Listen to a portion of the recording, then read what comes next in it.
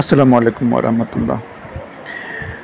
খুব ছোটবেলা থেকেই অনেক নীতিবাক্য পড়ে পড়ে মানুষ হয়েছে। সো একটা বড় নীতিবাক্য ছিল, যেটা অনেক পুরনো একটা শাস্ত্রীয় কথা। সেটা হচ্ছে সর্বকাজে মধ্যম পন্থা উত্তম। এই কথাটা আসছে হচ্ছে কোনো বিখ্যাত হয়তো যোগী বা ঋষি একটা কথা বলেছিলেন, সেটা হচ্ছে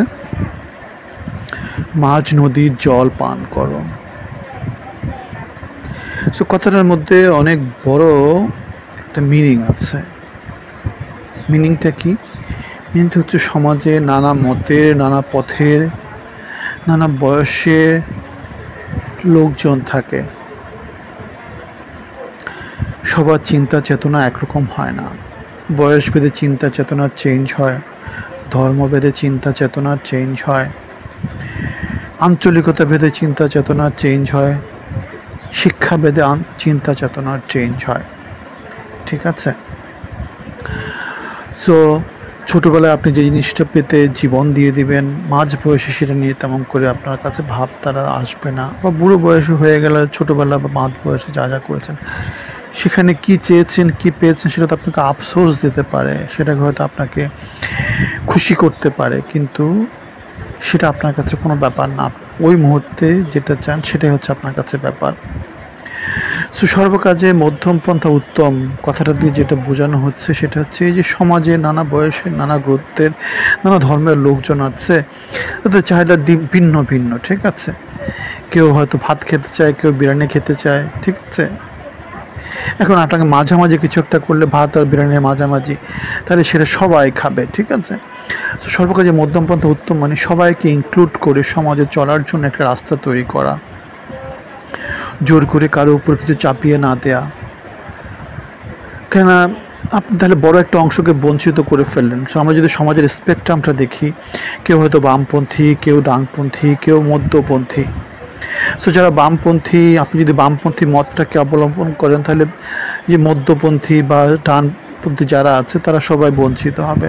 আবার একই রকম করে আপনি যদি ডানপন্থী মতবাদ সেটাকে যদি ইনক্লুড করেন, সেটাকে দিয়ে যদি সমাজ চালান, তাহলে মধ্যপন্থী এবং বামপন্থী যারা আছে তারা সবাই সমাজ থেকে বিচ্ছিন্ন হয়ে যাবে, সমাজ থেকে শোষণের শিকার হবে।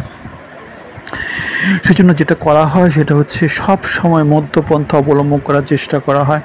এতে মধ্যপন্থা যারা আছে তারা হয়তো সবচেয়ে বেশি গেইনার হয়, কিন্তু বামপন্থী এবং ডানপন্থী তারাও খুব বেশি কিছু হারায় না, যার ফলে সমাজের মধ্যে তেমন করে বিভাজন তৈরি হয় না, তেমন করে শোষণ বঞ্চনা বেশি করে প্রকাশ পায় না।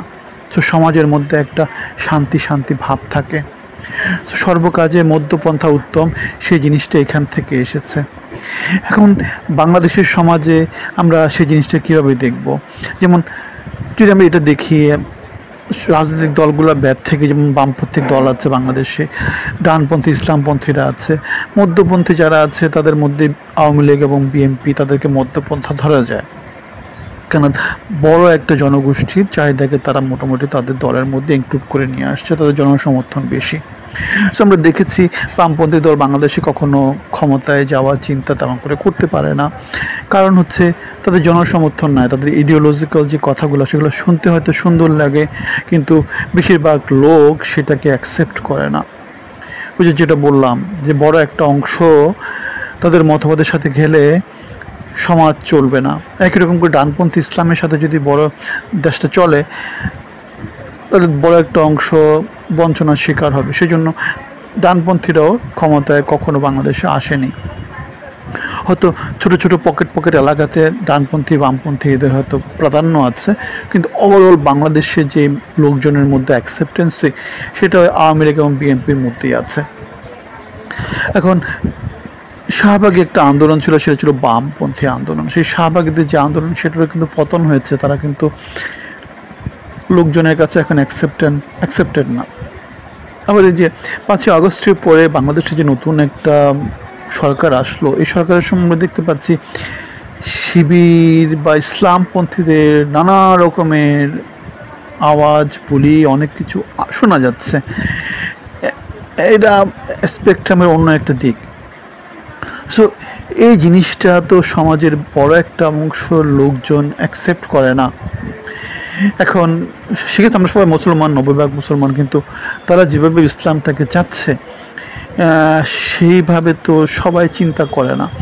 সো তাদের চিন্তাভাবনাকে যদি সমাজে ইনক্লুড করা হয় তাহলে বড় একটা অংশ কিন্তু বঞ্চনার শিকার হবে, আজকে হোক, কালকে হোক, 10 বছর পরে হোক। আর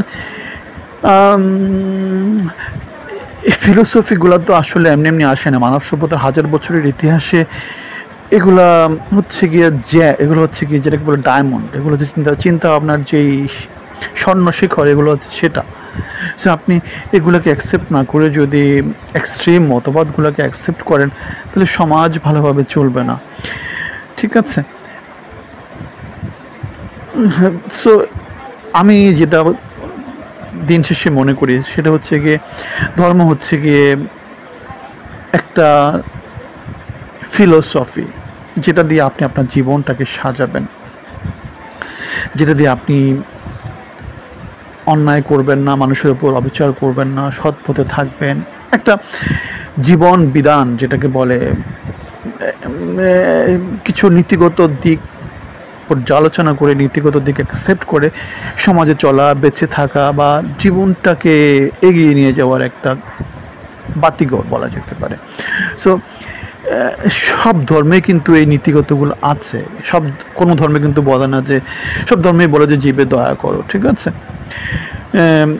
এখন সেরকমই এই যে সর্বকাজে মধ্যম পন্থা উত্তম, এটাও কিন্তু একটা সুন্দর নীতি কথা। এখন আপনি যদি মিডল গ্রাউন্ড না নিয়ে যদি বাম ডানের মধ্যে থাকেন, সেক্ষেত্রে সমাজে বড় রকমের একটা শোষণ বঞ্চনা তৈরি হয়ে যায়। সো শোষণ বঞ্চনা এটা তাদের মতবাদ, ঠিক আছে? একটা পার্টিকুলার সেক্টর থাকবে, সো তাদের মতবাদ সমাজ অ্যাকসেপ্ট করবে না। এখন আমাদের যে সরকার আছে, সে সরকার যদি শিক্ষা সংস্কার করতে গিয়ে বা আমডানের যে সংগ্রামগুলো আছে সেগুলোকে অ্যাকসেপ্ট করে যদি বড় একটা জনগোষ্ঠীকে বঞ্চনার শিকার করে, তাহলে সেটা ভালো কিছু দিবে না। সো সংস্কার করতে হলে আমাদের দুটো জিনিস বলেছে, দেশে যদি মুক্তি পেতে হয়, যেখানে দেশে বড় একটা জনগোষ্ঠী বঞ্চিত শিকার, চাকরি বাকরি নাই, বেকার, মানবতা জীবনযাপন করছে।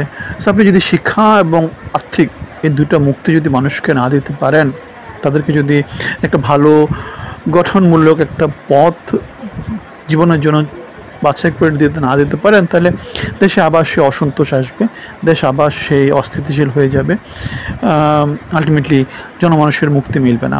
সো ক্ষমতাসীন যারা আছেন, অন্তর্বর্তী সরকারে যারা আছেন, তারা সর্বকাজে মধ্যম পন্থা উত্তম, সেই পন্থাটা অবলম্বন করে আগাবেন এবং জ্ঞান গরিমার সাথে তাদের বিচক্ষণতা যেটা আছে সেটাকে তারা তাদের পলিসি মেকিংয়ে ইনক্লুড করবেন এবং তারা সবার সাথে এঙ্গেজ হবেন, সব পার্টির সাথে কথাবার্তা বলবেন, কথাবার্তা বলে তারা তাদের দেশকে এগিয়ে নেওয়ার জন্য অগ্রণী ভূমিকা পালন করবেন। ধন্যবাদ সবাইকে, আল্লাহ হাফিজ।